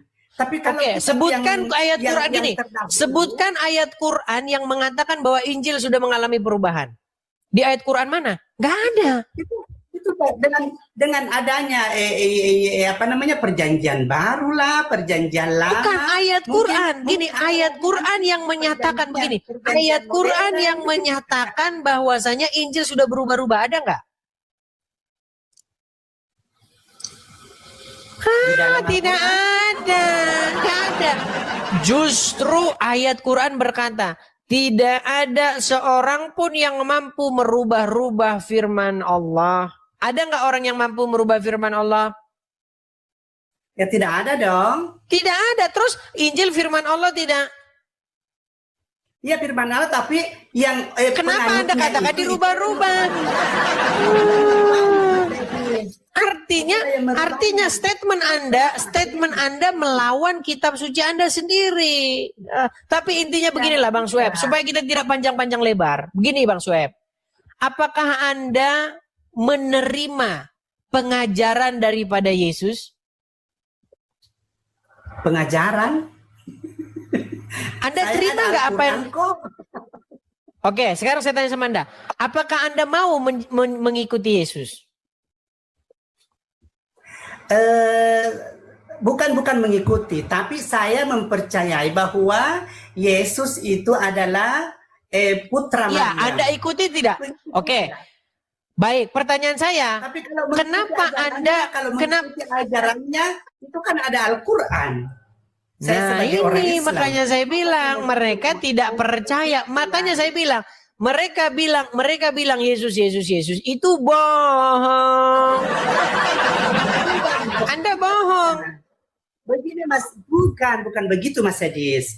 Maksudnya kami itu mempercayai bahwa Nabi Isa alaihissalam itu adalah Rasul Allah yang diutus kepada umatnya. Tapi Oke, apa bukan kitabnya? kita mengikuti ajarannya. Apa kitabnya? Begitu. Apa kitabnya? Kitabnya apa? Ya Injil. Oke, Injil. kenapa Anda tidak percaya isi kitabnya? Meninggal dunia. Udah, dipikirin dulu saja itu. Pikirkan saja dulu sana. Ada dalam Al-Quran, Udah, Mas Edis. saya turunkan, dipikirkan dulu Bang Sueb. Bang Sueb ini kebanyakan mengeyelnya. Mengeyel terus dia. Iya. Sudah jelas-jelas tidak dibeda-bedakan katanya. Tetapi yang diikutin cuman Muhammad saja. Itu pun bukan Muhammad yang diikutin. Yang diikutin adalah Bukhari. Silakan Wakanda. Rahmat Afandi Siregar. Makasih Awing, makasih. Silakan Rahmat Afandi Siregar. Halo. Silakan Bang, nyalakan kamera dulu.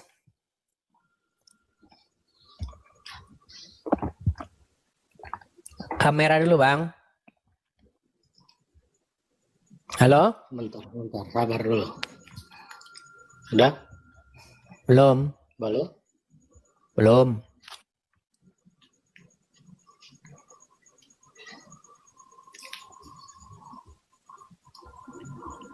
Lama. Ya, kalau lama di bawah saja dulu. Belajar dulu cara menyalakan kamera ya. Kita kasih naik ada Yori. Ya, silakan Yori. Kita udah setengah 12 malam ya teman-teman ya ternyata ya. Halo Yori. Bentar ya, aku lagi nyalain kamera. Oke, silakan. Oke, Yori. udah. Ih, Halo. foto profilnya di Yerusalem. Enggak, itu cita-cita aku. Oh, cita-cita. Itu cita-cita aku, iya dong. Silakan Yori. Halo sebelumnya, aku mau nyapa semuanya. Ternyata di sini banyak orang Muslim juga ya. Banyak. Sebelumnya aku nggak pernah sih selama ini nungguin live-nya Bang Edis, karena biasanya jujur yang suka nonton itu orang tuaku, papi mamiku yang sangat suka nonton Edis TV. Cuma belakangan memang aku sesekali nengok lah. Cuma malam ini memang paling lama karena aku ngantri buat naik. Jadi aku mau nggak mau nungguin. Thank you ya Bang Edis. Aku nggak pengen debat, tapi malam ini aku kepingin nyampein sesuatu juga sih di sini ya, karena ternyata banyak saudara Muslim yang dari tadi aku lihat, banyak banget. Pertama-tama aku mau berterima kasih buat Bang Edis karena puji Tuhan 35 tahun aku jadi orang Kristen dari lahir ya. Betul apa yang kata apa yang Bang Edis bilang, kalau kita tuh nggak cuma Islam, kita Kristen juga kadang kita ikut-ikutan, ya kan, karena kita lahir Kristen, jadi ya udahlah kita agama Kristen gitu. Dan aku bersyukur banget karena beberapa kali aku nengokin live-nya Bang Edis, aku jadi terpacu untuk juga mencari tahu, untuk juga belajar gitu loh, supaya kita nggak jadi Kristen yang ikut-ikutan. Dan beberapa hari ini jujur ya, dari beberapa omongan-omongan Bang Edis yang kemarin soal pipis onta lah segala macam, itu aku mencoba akhirnya belajar juga, aku cari, aku baca, dan di sini aku naik bukan untuk menghakimi apapun ya buat teman-teman saudara Muslim, tapi hari ini saya mau menyampaikan sedikit hasil belajar saya beberapa hari ini. Setelah saya belajar, saya baca sedikit hadis yang saya dengar dari Bang Edis. Kemudian saya memang sudah baca Alkitab ya. Kita orang Kristen, menurut saya kita orang Kristen, kita jangan cuma suka debat-debat aja kalau kita nggak baca Alkitab. Kita harus baca Alkitab juga ya teman-teman Kristen semuanya di sini. Jadi saya akhirnya menengok ke hadis, ke Al-Quran juga karena Bang Edis, dan di sana saya dapat suatu pelajaran penting. Saya lihat saya membaca secara lumayan utuh untuk yang case pipis onta itu. Dan di situ karena dia mencuri, kemudian kan dipotong tangannya, dipotong Iya, jadi kakinya, ceritanya mereka itu datang kepada Muhammad mengadu karena sakit. Nah, terus disarankan oleh Muhammad untuk mendatangi kandang onta dan meminum air kencingnya di sana. Iya.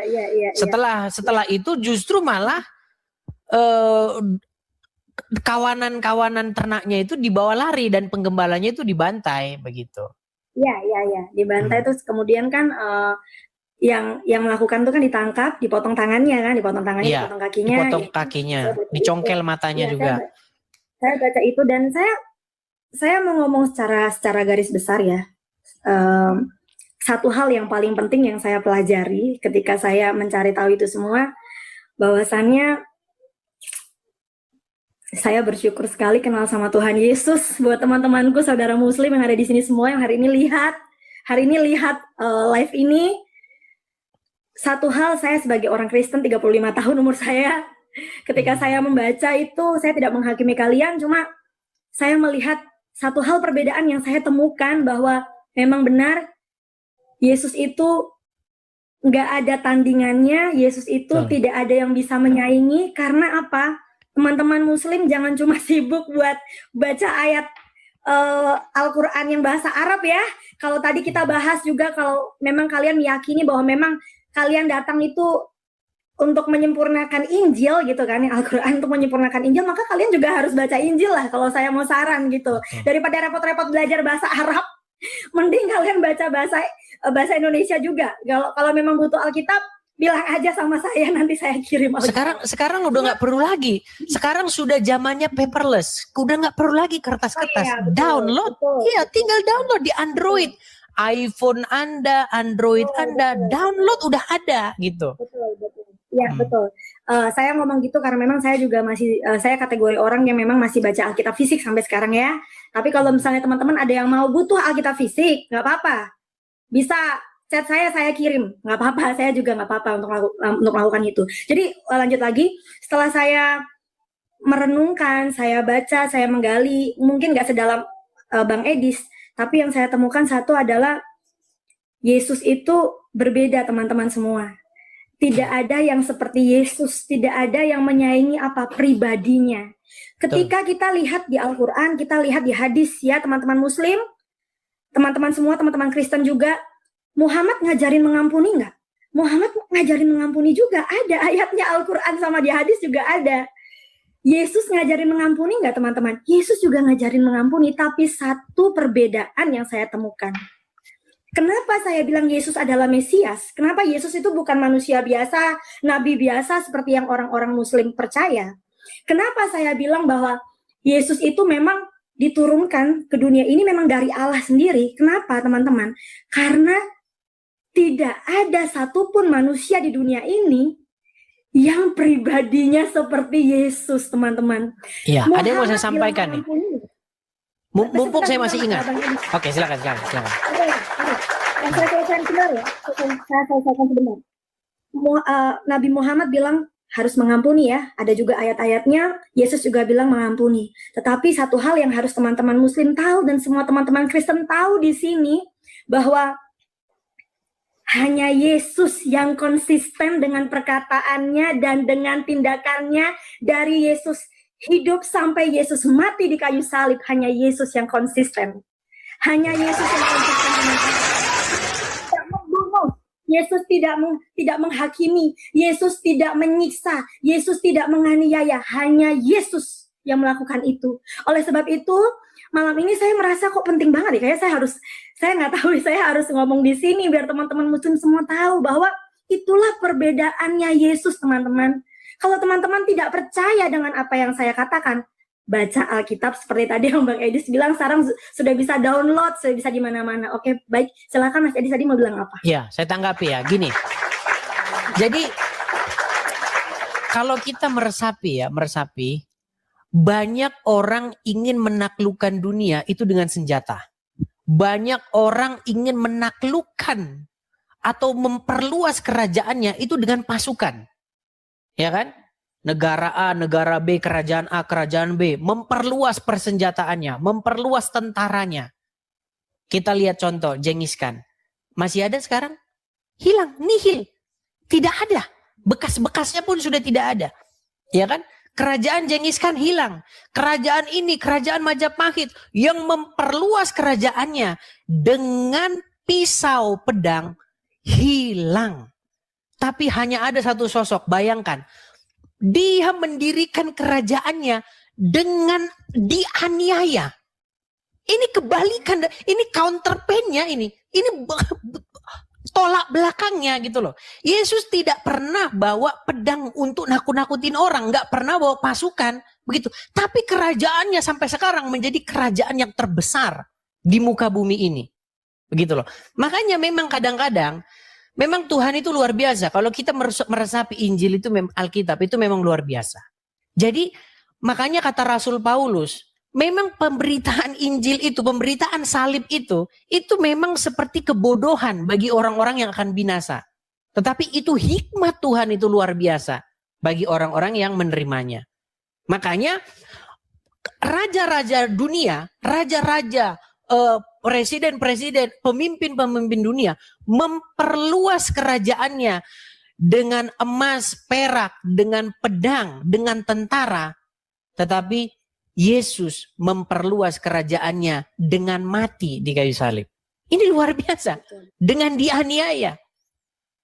Memang Tuhan memang menggunakan hal-hal yang memang sama sekali tidak pernah dipikirkan oleh manusia. Seperti itu. Jadi itulah inti kekristenan kita, teman-teman. Ya, Abang, terima kasih. Kalau mungkin teman-teman yang teman-teman Muslim yang hari ini nonton, ya. Tadi saya lihat ada yang komen kok khotbah, maaf ya Bang Edi, saya nggak bermaksud khotbah. Ini saya terlalu berkobar-kobar semangat menyampaikan. Kalau teman-teman Muslim mungkin nggak percaya atau menanyakan ngapain Yesus, kalau memang Yesus Tuhan kenapa harus mati di kayu salib ya? Justru karena dia itu ingin membuktikan cintanya dan kasihnya, dia harus mati di kayu salib, teman-teman. Dan tidak ada satupun orang yang mau mati buat dosa kamu. Coba kamu cari deh, nggak ada, teman-teman. Oleh sebab itu, ketika saya bersyukur ketika saya belajar tentang ya hadis-hadis Al-Quran yang yang Bang Edis sampaikan setiap live itu, ini memperkokoh iman saya. Ini memperkokoh iman saya justru bahwa memang kenapa kita memang orang Kristen adalah sebuah kebodohan bagi kamu kalau kamu melepaskan Yesus, karena pribadi Yesus itu nggak ada duanya. Nggak ada yang bisa seperti Yesus. Bahkan kita sendiri harus jujur kepada diri kita sendiri. Kita sudah hidup berapa tahun sesuai umur kita saat ini. Mungkin kita lahir Kristen, tapi kita menyadari kan bahwa untuk mengikuti ajaran Yesus itu, wah, sangkal diri pikul salibnya itu nggak gampang gitu loh. Ya, makanya itulah yang berat yang kita lakukan. Ya. Makanya disitulah kita melihat bahwa memang Yesus bisa sebegitu pribadinya, begitu indah, begitu sempurnanya. Hal yang memang sangat tidak masuk akal bagi manusia itu ada di Yesus. Oleh sebab itu memang dia adalah Mesias. Dan saya ingin menambahkan terakhir tadi Mas apa ya, kok jadi masih Bang Edis, sorry, saya di Solo soalnya, jadi saya kebiasaan ngomong pakai Mas. Gak apa-apa.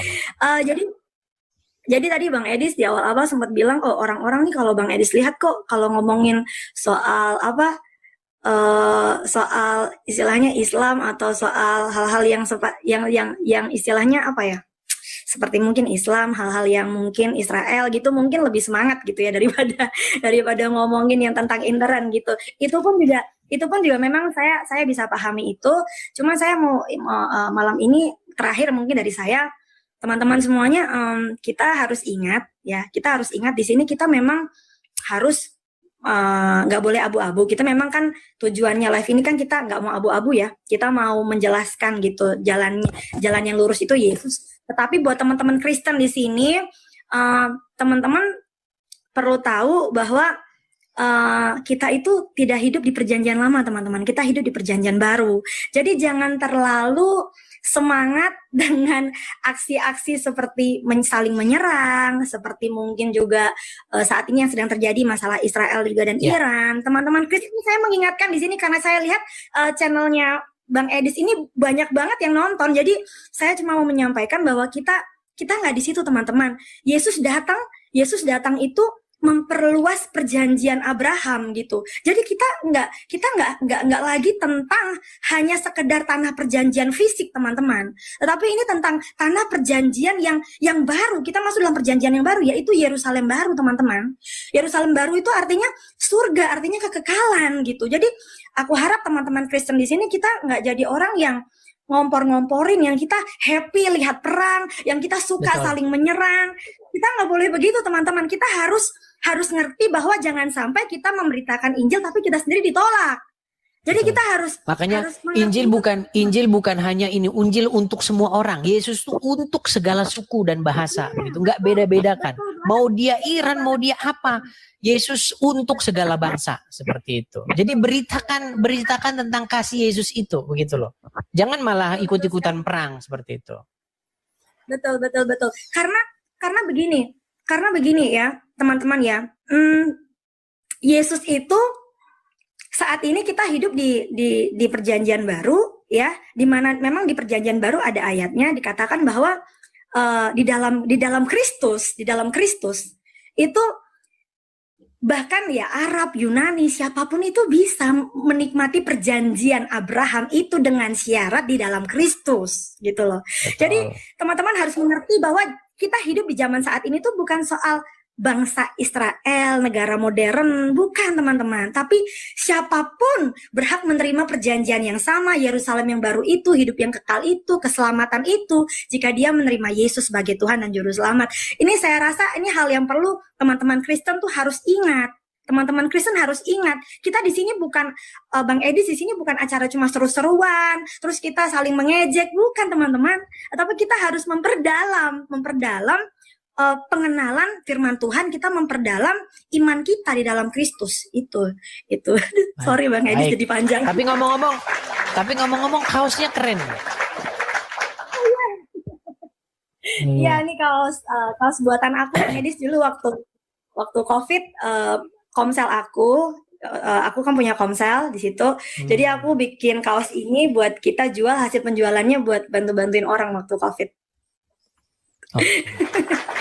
Oke lah, baik. Ini juga teman-teman udah pada demo nih. Mereka suka demo. Turun. Terima kasih Bang Edi. Oke, sama-sama. Sama-sama. Selamat malam. Tuhan berkati ya. Ya, teman-teman sekalian, tapi ngomong-ngomong by the way, anyway Busway, teman-teman, sudah hampir jam 12 malam. Ini orang-orang juga yang nonton udah pada tidur nih, teman-teman. Masih banyak yang mengajukan permintaan naik ya. Masih ada Hendra Maulana, masih ada. Pokoknya yang nama-namanya sangat Islam ini sangat banyak nih ya. Ini katanya yang suka ngebanu saya ini. Konon katanya sekop domba ini tukang sekop. Halo, gimana bro? Bagaimana hari ini kok tidak sanggup memblokir akun saya? Enggak, aku baru nampak ini, Dis. Aku baru nampak kau ini live ini. Aduh, konon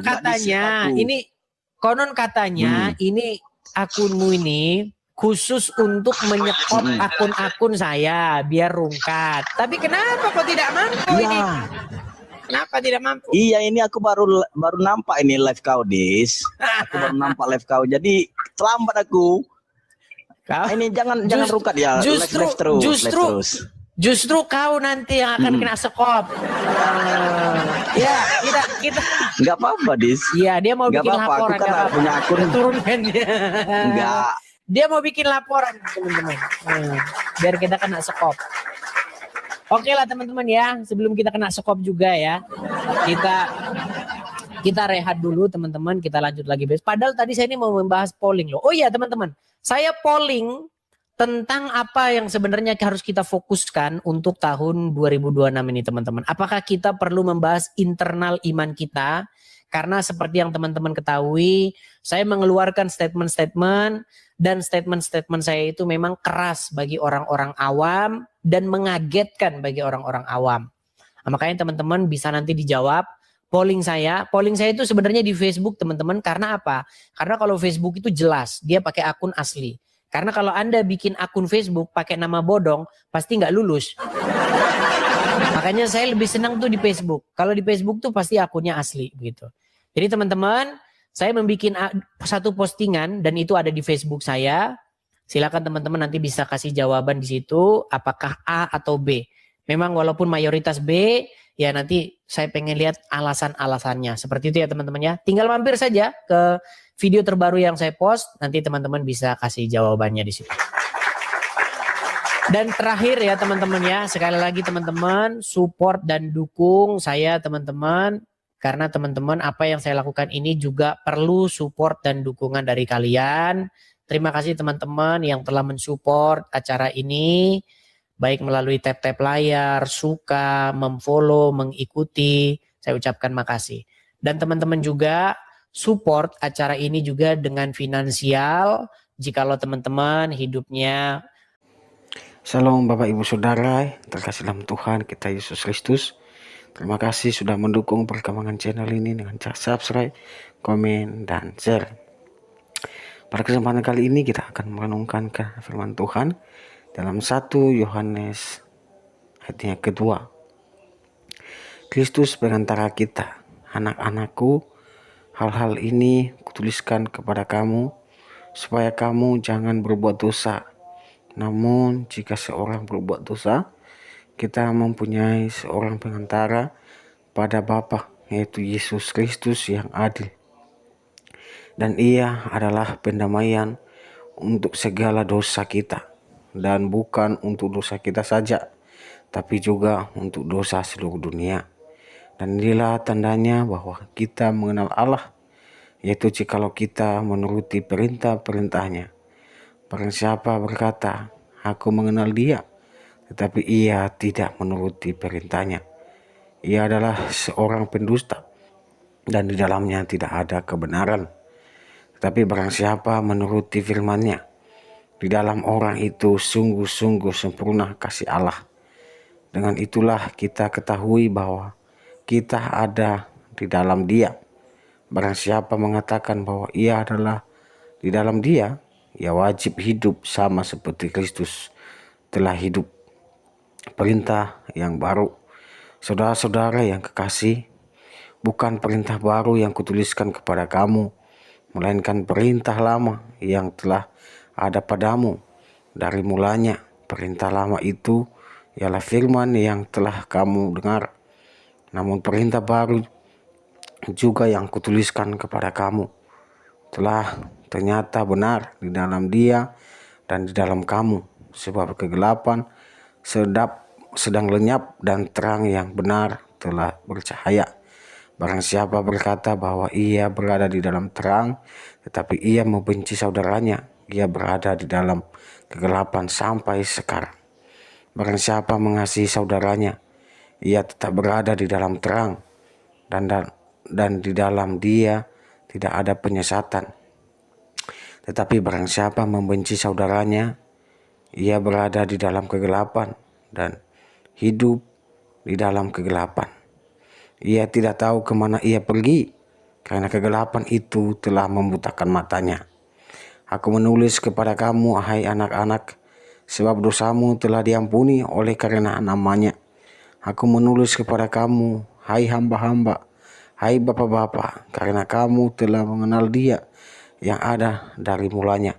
Aku menulis kepada kamu, hai orang-orang muda, karena kamu telah mengalahkan yang jahat. Aku menulis kepada kamu, hai anak-anak, karena kamu mengenal Bapa. Aku menulis kepada kamu, hai bapak-bapak, karena kamu mengenal Dia yang ada dari mulanya. Aku menulis kepada kamu, hai orang-orang muda, karena kamu kuat dan firman Allah diam di dalam kamu, dan kamu telah mengalahkan yang jahat. Janganlah kamu mengasihi dunia dan apa yang ada di dalamnya. Jikalau orang mengasihi dunia, maka kasih akan Bapa tidak ada di dalam orang itu. Sebab semua yang ada di dalam dunia, yaitu keinginan daging dan keinginan mata serta keangkuhan hidup, bukanlah berasal dari Bapa, melainkan dari dunia. Dan dunia ini sedang lenyap dengan keinginannya, tetapi orang yang melakukan kehendak Allah tetap hidup selama-lamanya. Kiranya kasih Kristus yang senantiasa menyertai, memampukan kita untuk senantiasa bersandar kepada Tuhan Yesus dan mengandalkan Dia dalam kehidupan kita setiap hari. Jadi Bapak Ibu, saudara kasih Kristus, dalam Yohanes pasal 1 dan di ayat 18 mengatakan bahwa anak-anakku, waktu ini adalah waktu yang terakhir. Dan seperti yang telah kamu dengar, seorang antikristus akan datang. Sekarang telah bangkit banyak antikristus.